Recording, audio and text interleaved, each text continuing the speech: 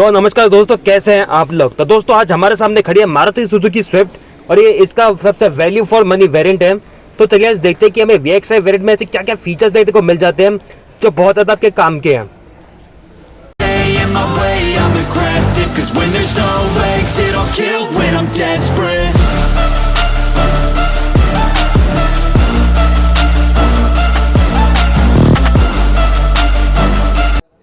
तो दोस्तों ये हमारे सामने खड़ी है मारुति सुजुकी स्विफ्ट का VXI वेरिएंट और आप सामने देख सकते हैं इसका ये फ्रंट का कुछ ऐसा लुक आता है। एंड अभी अगर हम इसके थोड़ा क्लोज चले तो आप देख सकते हैं यहाँ पे आपको कोई भी प्रोजेक्टर हेडलैम्प का ऑप्शन देखने को नहीं मिलता है, क्योंकि अगर आपको प्रोजेक्टर्स वगैरह चाहिए तो वैसे तो आपको इसके टॉप एंड वेरिएंट में जाना पड़ेगा। वो जो ZXi प्लस वेरिएंट आता है वही आपको मिलेगा। यहाँ पर प्रोजेक्टर का कोई भी ऑप्शन नहीं मिलता है, वैसे आपको बेसिक बहुत ज़्यादा हेलोजन का ही मिलता है। एंड बाकी अगर मैं आपको इसका क्लोजर लुक दूँ वैसे तो यहाँ पे जो इसकी ग्रिल है काफ़ी ज़्यादा स्टाइलिश लगती है वैसे। एंड बाकी आप ये जो फॉग लैंप्स देख सकते हैं ये वैसे एक्सेसरीज का पार्ट है, आपको VXI वेरिएंट में ये स्टैंडर्ड नहीं मिलेगा। बाकी ओवरऑल मुझसे पूछो कि मुझे फ्रंट से लुक कैसी लग रही है, तो ओवरऑल तो वैसे इसकी जो लुक है वो काफ़ी ज़्यादा अच्छी है वैसे। बाकी ज़रा चलते हैं इसके साइड प्रोफाइल की तरफ और देखते हैं कि हमें वहाँ पे क्या क्या देखने को मिल जाता है। तो अगर हम इसके साइड की तरफ चले ना तो इसका जो साइड है ना स्विफ्ट को वैसे काफ़ी ज़्यादा स्टाइलिश बनाया हुआ है वैसे। यहाँ पे क्रोम डोर हैंडल्स है वैसे और क्रोम का थोड़ा बहुत आपको काम देखने को मिल जाएगा वैसे।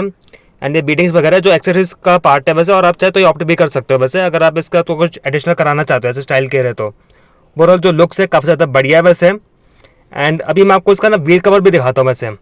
तो इसका ये जो व्हील कवर है ना यहाँ पे आपको देखने को यही मिल जाता है, ये स्टील व्हील्स के साथ आते हैं वैसे।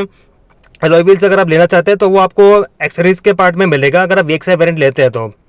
आप चाहे तो ऑप्ट कर सकते हैं वैसे। तो ओवरऑल मेरे को तो कोई दिक्कत नहीं है वैसे। ओवरऑल जो लुक्स है वैसे काफ़ी ज़्यादा अच्छी है।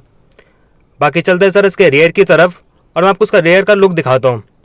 तो अगर आप इसके रेयर को देखते हैं ना तो इसकी जो LED टेल लैंप्स है ना वो काफ़ी ज़्यादा स्टाइलिश लगते हैं वैसे। एंड यहाँ पे थोड़ा सा ये जो ब्लैक टेप लगी हुई है ना वैसे ये भी एक्सेसरीज का पार्ट है। एंड ये आप चाहे तो वैसे स्टाइलिंग के लिए लगा सकते हैं वैसे।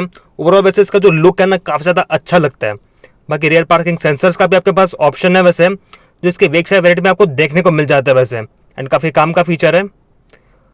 बाकी गाइस चलते हैं अब इसके इंटीरियर में और देखते हैं हमें क्या क्या देखने को मिल जाता है।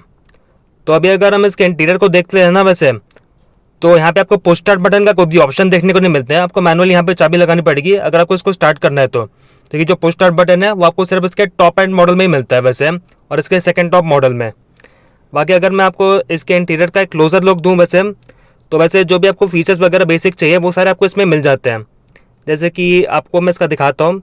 यहाँ पे एयर कंडीशनिंग के कंट्रोल्स हैं, ऑटोमेटिक क्लाइमेट कंट्रोल का यहाँ पे कोई भी ऑप्शन नहीं है, यहाँ सारे मैनुअली दे रखे हैं वैसे, जो आपको इसके VXI में देखने को मिलता है और इसके LXI वेरिएंट में।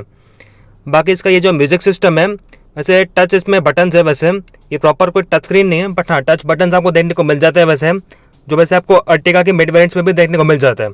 एंड ओवरऑल काफ़ी ज़्यादा अच्छा इंफोटेनमेंट सिस्टम है वैसे तो। एंड बाकी अगर इसका स्टीयरिंग व्हील दिखाऊं तो यहाँ पे आपको वॉल्यूम वगैरह के बटन्स मिल जाते हैं, कॉलिंग के ऑप्शन है, बट यहाँ पे कोई भी आपको क्रूज कंट्रोल देखने को नहीं मिलता। उसके लिए भी आपको टॉप एंड मॉडल में जाना पड़ेगा। यहाँ पे डे नाइट आपको IRVM भी देखने को मिल जाता है। यहाँ पे वैसे लाइट्स भी है वैसे, रीडिंग लैंप है। एंड बाकी ओवरऑल जो इसका इंटीरियर है काफ़ी ज़्यादा बढ़िया है वैसे तो। एंड अगर मैं आपको साइड दिखाऊँ इसका तो यहाँ पे देख सकते हैं पावर विंडो के कंट्रोल्स है, ऑटो डाउन का भी ऑप्शन है यहाँ पे। लेकिन इसके जो मिरर्स है ना आपको इलेक्ट्रिकली एडजस्ट करने पड़ेंगे वैसे। यहाँ पे फोल्डेबल का कोई ऑप्शन नहीं है वैसे, वो इसके हायर वेरिएंट्स में आता है सिर्फ अगर आपको फोल्डेबल वगैरह चाहिए तो। बट बाकी ओवरऑल अगर आप देखते हो तो काफ़ी ज़्यादा वैसे तो बढ़िया लग रहा है इंटीरियर। एंड बाकी जो सेफ्टी फीचर्स है, डुअल एयर बैग्स भी आपको इसमें स्टैंडर्ड देखने को मिल जाते हैं और एंटी लॉक ब्रेकिंग सिस्टम भी, जो है कि इसको ना बहुत ही VFM पैकेज बना देता है वैसे।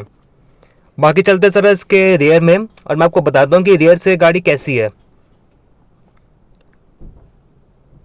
तो ये आगे हम इसके रियर में, तो अगर हम रेयर में बैठते हैं ना तो वैसे तो मेरे अकॉर्डिंग काफ़ी ज़्यादा इसमें स्पेस है वैसे। मैं सेट्रॉन C3 भी एक्सपीरियंस कर चुका हूँ वैसे। एंड डेफिनेटली इसका जो स्पेस है ना ये वैसे मेरे को सेट्रॉन की C3 से काफ़ी ज़्यादा बेटर लगता है बैठने में। काफ़ी ज़्यादा सफिशिएंट इसमें लेग रूम भी है और इसमें हेड रूम भी है, जिस वजह से क्या है ना एक गाड़ी बहुत ज़्यादा बेहतरीन लगती है और आपको बिल्कुल भी ऐसे अंदर से लगता ही नहीं कि बहुत ज़्यादा क्लॉस्ट्रोफोबिक है, क्योंकि इतना ज़्यादा इसका स्पेशियस कैबिन है जो मैं यहाँ पे पॉइंट आउट करूँगा वैसे।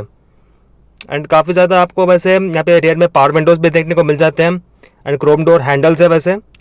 एंड बाकी गाइस एक चीज़ कहूँगा, अगर आपको एक वैल्यू फॉर मनी वेरिएंट चाहिए ना तो स्विफ्ट का VXI वेरिएंट ले लो वैसे, काफ़ी ज़्यादा बेटर डील रहेगी वैसे आपके लिए। एंड बाकी जितना मर्जी चाहे आफ्टर मार्केट आप इसको कस्टमाइज़ करा सकते हो। बाकी गाइस आप बताना आपको गाड़ी कैसी लगी है एंड मारुति सुजुकी को इसमें और क्या चीज करनी चाहिए जो इसको बेटर बना सकते हैं, या मेरे को कमेंट सेक्शन में लिख के जरूर बताना। And if you stay in my way, I'm aggressive, 'cause when there's no exit, I'll kill when I'm desperate.